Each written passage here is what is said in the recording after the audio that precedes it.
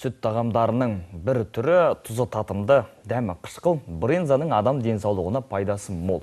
Құрамындағы ақуыз жай сүтке қарағанда 4-5 есе артық В, С және А дәрумендері бар. Сонымен қоса минералды элементтер де жоғары болады.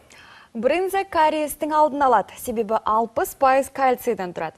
Ол сүйекті нығайтады, бұлшық еттің қызметін жақсартады.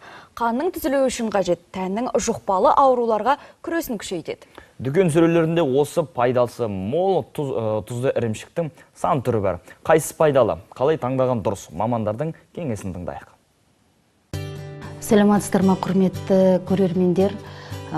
Сіздерге бүгінгі таңдағы қазіргі біздің нарықтағы тұзды ірімшіктер өнімдерінің сапасы туралы және түрлері туралы айтып өтуге рұқсат етіңіздер. Тұзды сүт қышқылды өнім бұл брынза.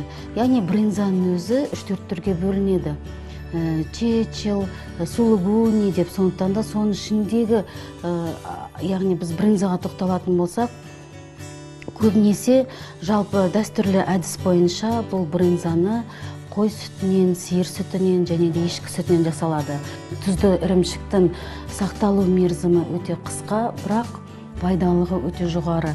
Яғни бұның кәдімгі ірімшіктен айырмашылығы тұзды суда көп салып қойып, оны жетілдіреді. Қараған кезде ірімшік, яғни брынзаның түрі ақшыл немесе сары түсті болып келу керек. Яғни арасында стандартқа сәйкес көп емес, яғни тесіктер, яғни әр жерде болу керек. Бұл брынза негізінен 6 ай сақталады, яғни арнайы бір температурада. Қышқылдылығы және майлығы өзінің сапасына сәйкес болу керек. Өндіріс кезінде брынзаны дайындап болғаннан кейін міндетті түрде вакуумды қаптамаға қаптау керек. Өйткені не үшін вакуумды қаптама, не үшін ол жай ғана жаңағы сырлар сияқты оны орай салмайды. Өйткені вакуумды қаптамада бұл брынза өзінің балғындық қасиетін сақтайды. Брынза өнімін мынандай вакуумдық өнімде, вакуумды қаптамада және де дөңгелек қалыпта болу керек. Қазіргі таңда дүкендерде өте көп түрлері кездеседі.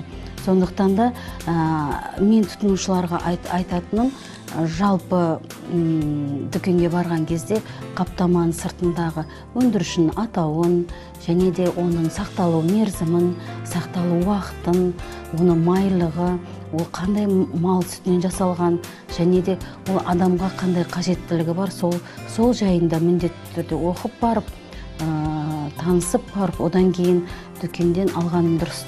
Назарларыңызға көп рахмет, сапалы өнім таңдауларыңызға кеңес беремін.